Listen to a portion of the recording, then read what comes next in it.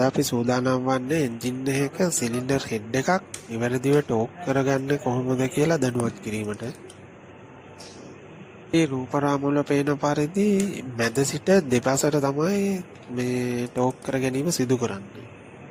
උදාහරණයක් වශයෙන් මෙහි ටෝක් එක නිව්ටන් මීටර් 80යි කියලා සඳහන් වුණොත් එය සාමාන්‍යයෙන් ස්ටෙප් 3කට තමයි සිදු කරන්නේ. ඒ කියන්නේ මුලින්ම 40ට දානවා, ඊට පස්සේ 60ට ටෝක් කරනවා, අන්තිමටම 80ට ටෝක් කරනවා. සාමාන්‍යයෙන් නිෂ්පාදිතයාගේ මැනුවල් එකේ පවා සඳහන් කරලා තියෙන්නේ ස්ටෙප් 3කට මේ ටෝක් කරන්න කියලා තමයි. රූපරාමුවල පෙනෙන පරිදි මෙය නිවැරදිව ක්‍රමයෙන් මේ ටෝක් කරගත යුතුයි.